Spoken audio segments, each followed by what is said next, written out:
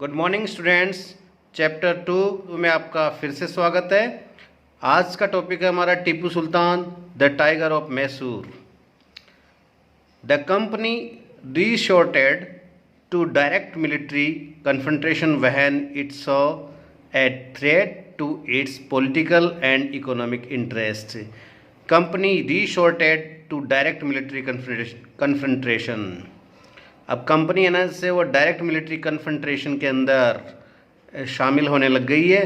वहन इट शाह, जब इसने देखा कि a threat to its political और इकोनॉमिक इंटरेस्ट, जब कंपनी को ये लगा कि इसके जो पॉलिटिकल मीन्स राजनीतिक और इकोनॉमिक मीन्स आर्थिक जो इसके इंटरेस्ट है, लाभ है, उनको थ्रेट मिल रही है, तो उसने है ना से डायरेक्ट मिलिट्री ऑपरेशंस की तरफ काम करना स्टार्ट कर दिया।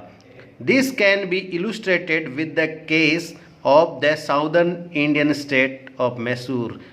ये जो उनकी पॉलिसी थी, इसको हम इलस्ट्रेट मीन्स इसका विश्लेषण है हम कर सकते हैं साउथ इंडियन जो स्टेट है मैसूर, उसके साथ में जो अंग्रेज़ों का मैसूर के साथ में जो व्यवहार रहा, उन्होंने जैसे डील किया मैसूर के साथ में, ये न से उनकी इसी पॉलिसी को दर्शाता है। Mysore had grown in strength under the leadership of powerful ruler like Hyder Ali. जो मैसूर का राज्य है वो हैदर अली की लीडरशिप के अंदर बहुत फल फूल रहा था। Ruled from 1761 to 1782। Hyder Ali का जो रेन था, जो उसका शासन था, वो 1761 से लेके 1782 तक रहा। And his famous son Tipu Sultan ruled from 1782 to 1799। और जो उसका बहुत ही प्रसिद्ध जो उसका बेटा था टीपू सुल्तान अपनी बहादुरी के लिए बहुत प्रसिद्ध हुआ। Ruled from 1782 to 1799। Mysore controlled the profitable trade of the Malabar coast. Mysore राज्य है, उसने ना से जो मलाबार कोस्ट है, मलाबार कोस्ट मैंने बताया था, मलाबार कोस्ट जो कर्नाटक और केरल का जो एरिया है, कोस्टल एरिया, उसको मलाबार कोस्ट बोलते हैं। वेयर द कंपनी परचेज्ड पीपर एंड कार्डमम। और यहाँ से कंपनी पीपर जो काली मिर्च है वो, और कार्डमम इलायची, ये खरीदती थी। In 1785 Tipu Sultan stopped the export of sandalwood, pepper and cardamom through the ports of his kingdom. 1785 में टीपू सुल्तान ने चंदन की लकड़ी है, काली मिर्च है और जो इलायची है, इनका जो एक्सपोर्ट था उसको उसने स्टॉप कर दिया, रोक दिया। अपने जो पोर्ट थे, अपने उसके राज्य में जो पोर्ट पड़ते थे, जो बंदरगाह पड़ते थे, जहाँ से जहाज आते जाते थे, उनको बिल्कुल भी अलाउ नहीं किया इनके एक्सपोर्ट के लिए। And disallow local merchants from trading with the company. और जो लोकल मर्चेंट थे उनको भी इस चीज़ की अनुमति नहीं दी कि वो कंपनी के साथ में ट्रेडिंग करें। He also establish a close relationship with the French in India. Tipu Sultan ने जो फ्रेंच थे, जो राइवल्स थे, अंग्रेज़ों के जो प्रतिद्वंदी थे, उनके साथ में भी रिलेशनशिप उसने एस्टेब्लिश की, स्थापित की। And modernise his army with their help. और इन फ्रेंच लोगों के द्वारा अपनी जो आर्मी है उसको भी मॉडर्नाइज किया। The British were furious. अंग्रेज़ बहुत क्रोधित हुए इससे।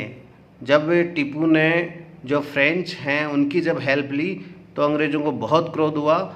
दे saw Hyder and Tipu as ambitious, arrogant and dangerous rulers who had to be controlled and crushed. अब अंग्रेज़ों को ये लगा कि जो हैदर और टीपू सुल्तान है वो बहुत ज़्यादा एम्बिशियस हैं, महत्वाकांक्षी हैं, एरोगेंट हैं, घमंडी हैं, और डेंजरस मीन्स खतरनाक है अंग्रेज़ों के लिए। Who had to be controlled. इनको कंट्रोल किया जाना चाहिए। एंड क्रश्ड, या इनको नष्ट कर देना चाहिए, या इनको बर्बाद कर देना चाहिए। 4 wars were fought with Mysore. Mysore के साथ में 4 लड़ाइयाँ लड़ी गई। 1767 टू 1769, 1780 टू 1784, और 1790 to 1792 and 1799। Only in the last the battle of Srirangapatnam did the company ultimately win a victory. केवल जो लास्ट जो बैटल था श्रीरंगपट्टनम में मैसूर की कैपिटल थी, उसी में अंग्रेज़ों को अल्टीमेटली मतलब अंतिम रूप से उनको अन से एक विक्ट्री मिली। Tipu Sultan was killed defending his capital Srirangapatnam. और इस जो बैटल था, ये जो लड़ाई थी, इसके अंदर टीपू सुल्तान अपनी राजधानी श्रीरंगपट्टनम को बचाते हुए मारा गया। Mysore was placed under the former ruling dynasty of the Wodeyars and a subsidiary alliance was imposed on the state. जो मैसूर का राज्य है वो पुरानी जो वाडियार जो डायनेस्टी थी, वाडियार जो वंश था, उनके लोगों को वापस आने से उनको दे दिया गया और उनके साथ में एक सब्सिडियरी अलायंस सिग्नेचर कर लिया गया, उसको साइन कर लिया गया, उसको इम्पोज कर दी सब्सिडियरी अलायंस के बारे में मैंने आपको पहले बताया था। पिछले वीडियो में मैंने आपको बहुत विस्तार से बताया था। ये अंग्रेज़ों के लिए बहुत ही बेनिफिशियल हुई, बहुत ही लाभदायक सिद्ध हुई थी। नेक्स्ट टॉपिक है हमारा वॉर विद द मराठास। अंग्रेज़ों का मराठों के साथ में जो वॉर हुआ, जो लड़ाइयाँ लड़ी गई, उनके बारे में इसमें स्टडी करेंगे। From the late 18th century the company also sought to curb and eventually destroy Maratha power. 18th century के जो लास्ट के जो ईयर्स हैं, उनमें उन्होंने मराठा पावर को बिल्कुल डिस्ट्रॉय कर दिया था। With their defeat in the third battle of Panipat in 1761। 1761 के अंदर जो पानीपत का बैटल हुआ था, उसके अंदर आने से मराठों की बहुत बुरी पराजय हुई थी। The Marathas dream of ruling from Delhi was shattered. मराठाओं का जो एक सपना था कि हम दिल्ली पर राज करेंगे, वो बिल्कुल बिखर गया।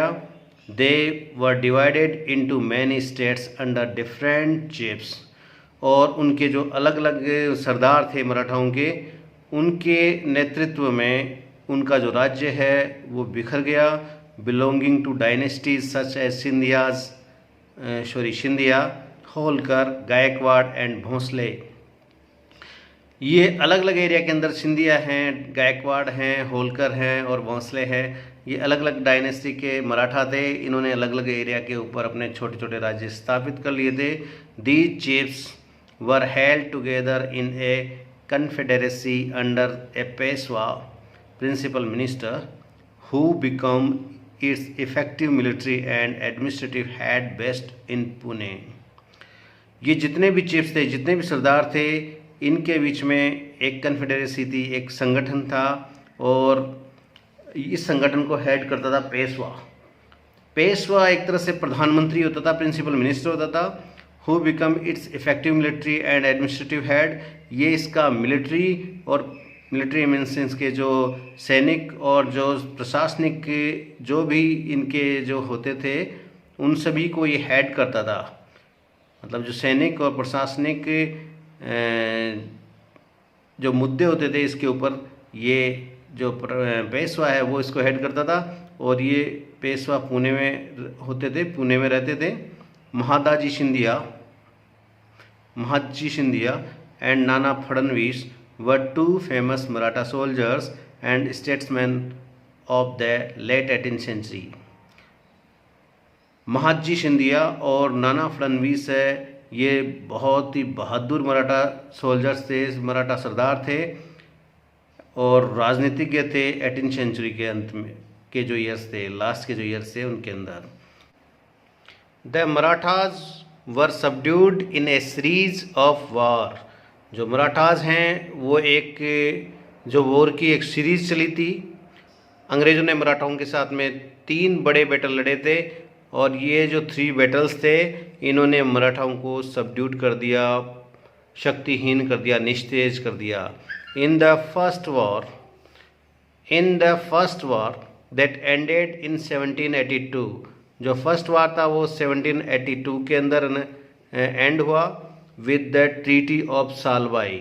और इस युद्ध के अंत में सालवाई की जो संधि है वो हुई। There was no clear victor, कोई भी इसमें स्पष्ट तौर पे विजेता नहीं बना। न अंग्रेज हारे, न मराठा हारे, न दोनों की हार हुई न दोनों की जीत हुई। The second Anglo Maratha war 1803 to 05 was fought on different fronts। जो सेकेंड एंग्लो मराठा वार हुआ 1803 से लेके 5 तक 2-3 साल तक चला, इसके अंदर ये कई फ्रंट के ऊपर लड़ा गया। फ्रंट का मतलब यहाँ मोर्चे से हैं, कई जगह ये लड़ाइयाँ हुई, केवल एक सिंगल फ्रंट वॉर नहीं था, ये मल्टी फ्रंट वॉर था। और इसका resulting in the British gaining Orissa and the territories north of the Yamuna river including Agra and Delhi.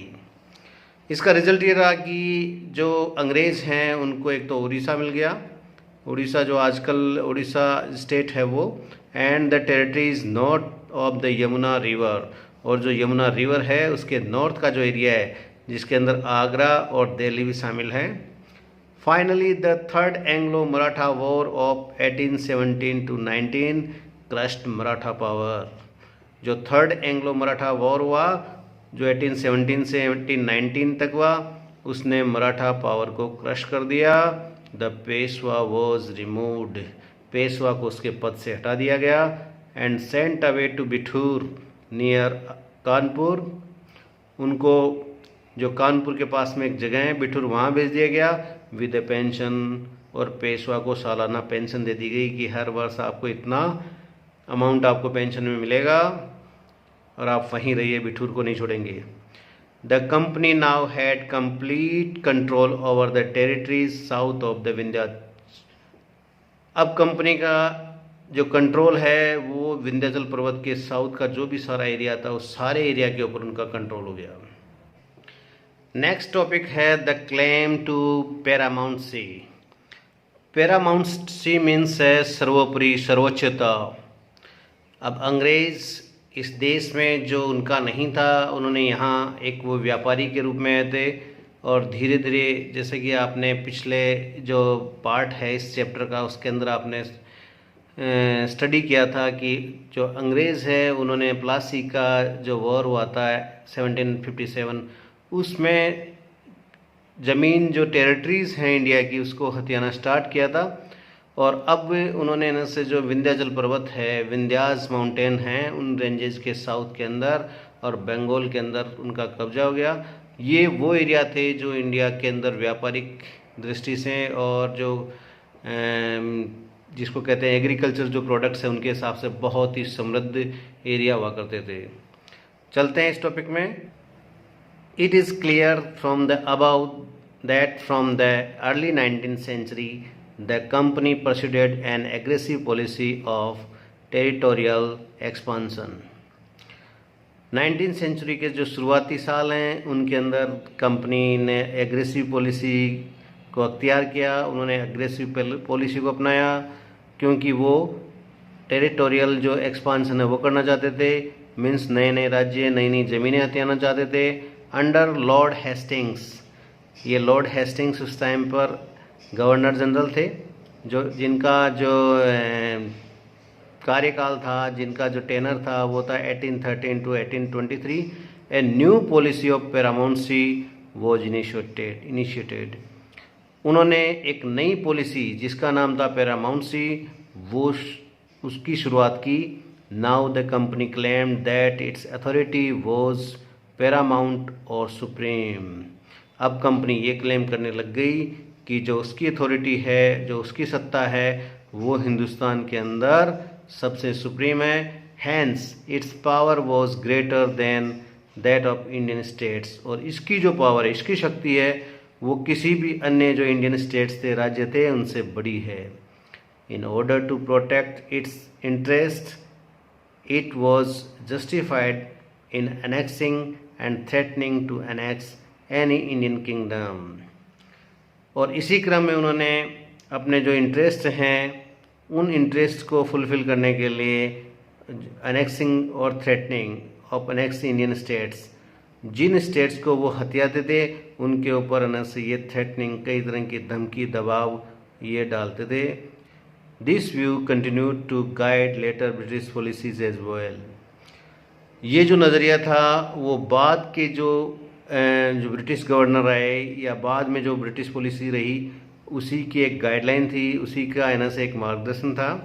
This process how ever did not go unchallenged, और उनकी ये प्रोसेस है डिड नॉट गो अनचैलेंज्ड, ये एना से बिना चैलेंज हुए नहीं जा सकती थी, इसको चैलेंज होना ही पड़ा।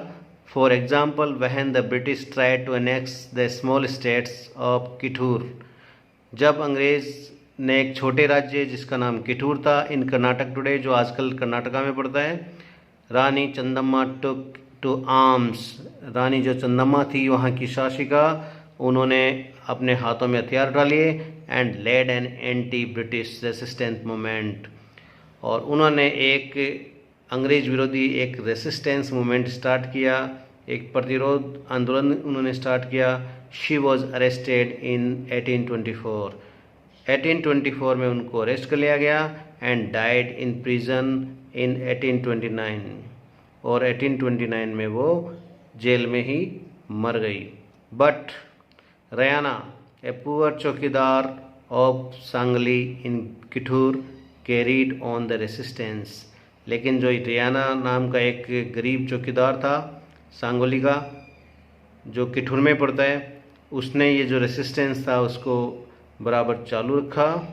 With popular support he destroyed many British camps and records, यहाँ पीपल होना चाहिए मेरे हिसाब से, जो जनता के सहयोग से उसने कई जो ब्रिटिश कैंप और रिकॉर्ड है उनको नष्ट किया।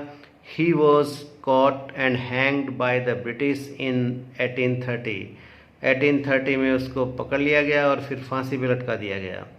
You will read more about several cases of resistance later in the book, और इसी बुक के अंदर आप जो आगे के लेसन्स आएंगे उनके अंदर ऐसे ही रेसिस्टेंस के जो केसेस हैं, मामले हैं, उनको भी आप पढ़ोगे, देखोगे, स्टडी करोगे। इन द लेट 1830 के बाद में the east India company become worried about Russia, अब रशिया के बारे में उसको चिंता होने लगी। It imagine that Russia might expand across Asia and enter India from the north waste, उसको ये डर था, वो ये सोच रहे थे कि जो रशिया है वो अपना जो राज्य है, जो अपना न से एरिया है उसको एक्सपांड, जो एशिया के अंदर उसको एक्सपांड करता हुआ पूरे एशिया के अंदर न से उसका एक्सपांसन करेगा, और इंडिया के अंदर जो नॉर्थ वेस्ट जो बाउंड्री है, जो बॉर्डर है, उसके थ्रू एंटर करेगा। ड्राइवन बाय दिस फियर, इस डर के कारण the British now wanted to secure their control over the north west, अब जो अंग्रेज थे वो नॉर्थ वेस्ट पे भी अच्छी तरह से कंट्रोल करना चाहते थे। They fought A prolonged war with Afghanistan, उन्होंने न से एक लंबी लड़ाई लड़ी अफगानिस्तान में बिटवीन 1838 टू 1842, 1838 से लेके 1842 तक, and established indirect company rule there, और वहाँ पर इनडायरेक्ट रूप से कंपनी का जो रूल है वो वहाँ एस्टेब्लिश किया। Sindh was taken over in 1843, 1843 में सिंध को भी ले लिया गया। Next in line was Punjab, अब उनका अगला शिकार पंजाब था। But the presence of Maharaja Ranjit Singh held back the company, लेकिन पंजाब के बहुत ही शक्तिशाली और बहादुर जो महाराजा रणजीत सिंह थे, उनकी वजह से सिखों को उन्होंने ताकत दी और कंपनी को पीछे हटना पड़ा। आफ्टर हिज डेथ इन 1839 में उनकी डेथ के बाद में 2 प्रोलॉन्ग्ड वॉर्स वर फॉट, 2 लड़ाइयाँ लड़ी गई with the Sikh kingdom, Sikh kingdom थी, सिख राज्य था उसके साथ में। Ultimately in 1849 Punjab was annexed, और अंतिम रूप से 1849 के अंदर पंजाब पर भी कब्जा कर लिया गया। The doctrine of lapse means गोद निषेध नीति, मतलब जो राजा हैं उनको अब गोद लेने की अनुमति नहीं थी। The final wave of annexations occurred under lord Dalhousie, जो फाइनल वेव चली, अंतिम जो लहर चली एनेक्शंस मतलब जो हड़पने की राज्यों को, वो लॉर्ड डलहौजी के अंडर में चली। Who was the governor general, जो ईस्ट इंडिया कंपनी के गवर्नर जनरल थे फ्रॉम 1848 टू 1856, 1848 से लेकर 1856 तक। he devised a policy that came to be known as Doctrine of Lapse। उन्होंने एक नई पॉलिसी इंट्रोड्यूस करवाई और ये पॉलिसी डॉक्ट्राइन ऑफ लैप्स मतलब गोद निषेध नीति के नाम से जानी गई। The doctrine declared that if an Indian ruler died without a male heir, यदि एक इंडियन रूलर है वो एक पुत्र के बिना, जो उसका वारिस होगा उसके बिना मर जाता है, हिज किंगडम वुड लैप्स, तो उसकी जो किंगडम है, उसका राज्य है, उसको ब्रिटिश सल्तनत में, ब्रिटिश जो स्टेट है, ब्रिटिश जो राज्य है उसके अंदर मिला लिया जाएगा। That is become part of company territory, और ये जो राज्य है कंपनी की टेरिटरी, कंपनी का एरिया, कंपनी की ज़मीन हो जाएगी। One kingdom after another was annexed simply by applying this doctrine. ये जो गोद निषेध की नीति है इसको अपना के एक के बाद में दूसरे स्टेट को अंग्रेज़ हड़पते चले गए। सतारा 1848, संबलपुर 1850, उदयपुर 1852, नागपुर 1853 एंड झांसी 1854। ऐसे उन्होंने करके ये 5 स्टेट हैं, इन स्टेट्स को अनेक्स कर लिया, हड़प लिया और इनकी टेरिटरी जो है वो जो कंपनी टेरिटरी है उसमें शामिल कर ली, कंपनी के राज्य में शामिल कर लिया। Finally in 1856 the company also took over Awadh. 1856 के अंदर कंपनी ने अवध के ऊपर, अवध जो आजकल जो यूपी है उसको अवध बोला जाता था। This time the British had an added argument, और इसी के साथ में कंपनी ने से एक अलग से आर्ग्यूमेंट ऐड किया। क्या आर्ग्यूमेंट था? दे सेड, उन्होंने कहा दे वर ओब्लाइज्ड ऑन बाय ड्यूटी, कि वो अपनी जो ड्यूटी है, कर्तव्य है, उससे मजबूर होके न से ये स्टेप ले रहे हैं to take over Awadh in order to free the people from the misgovernment of the Nawab. उन्होंने ये तर्क दिया कि जो नवाब है अवध का, उसकी मिस गवर्नमेंट है, उसको अब कुप्रशासन है, उसकी वजह से न से हम इसको अवध को अनेक्स कर रहे हैं। And raged by the humiliating way in which the Nawab was deposed, बहुत ही शर्मिंदाजनक तरीके से, शर्मनाक तरीके से जो नवाब है उसको पद से हटा दिया गया। The people of Awadh joined the great revolt that broke out in 1857। उसके बाद में जो अवध की जो जनता है, वहाँ के जो लोग हैं, उन्होंने न से 1857 का जो रिवोल्ट हुआ उसके अंदर बढ़ चढ़ के भाग लिया। कंपैरिजन के लिए मैंने यहाँ पे 3 मैप्स दिए हैं। मैप नंबर 1 1797 की पोजीशन दिखा रहा है, जिसमें ईस्ट इंडिया कंपनी के पास में जो मैंने नंबर 1 सर्कल कर रखा है, उसके अंदर जो पश्चिमी बंगाल और बांग्लादेश का एरिया है वही था। मैप नंबर 2 में उड़ीसा और आंध्र प्रदेश का कुछ कोस्टल एरिया, और सर्कल नंबर 3 से मैंने मैप नंबर 1 पे दिखा रखा है, उसमें मद्रास प्रेसिडेंसी का कुछ एरिया था। अब चलते हैं मैप नंबर 2 पे। मैप नंबर 2 को जब आप देखोगे तो ये 1840 का इंडिया है। इसके अंदर लगभग आधे हिंदुस्तान पे कंपनी का डायरेक्ट कंट्रोल था, जबकि इसके 17 ईयर बाद में 1857 में आप देखोगे तो बहुत बड़े एरिया में कंपनी का डायरेक्ट रूल था। और जो मैंने लगभग 10 सर्कल्स दिखा रखे हैं, छोटे छोटे एरिया जिनको मैंने सर्कल में कर रखा है इनक्लोज, वो सारे के सारे एरिया भी ऐसे राजाओं के कंट्रोल में थे जो एक पपेट रूलर थे अंग्रेज़ी सरकार के। अब आप समझ सकते हो कि 1857 में ही अंग्रेज़ों ने पूरे इंडिया पर कंट्रोल कर लिया था। मैप नंबर 3 में जो एरिया दिखा रखे हैं जो देसी राजाओं के कंट्रोल में थी, वो राजा ऐसे थे जो अंग्रेज़ों के प्रति हमेशा वफादार रहे। इवन देश की आज़ादी के बाद में भी नंबर 6 से दर्शाया गया जो एरिया है, जो हैदराबाद का है, उन्होंने देश में विलय न होकर अलग देश के बारे में सोच रखा था। ये तो सरदार पटेल की दूरदर्शिता थी कि उन्होंने इस एरिया पर सैनिक कार्रवाई करके और भारत में विलय करवाया। जय हिंद, मिलते हैं नेक्स्ट वीडियो में।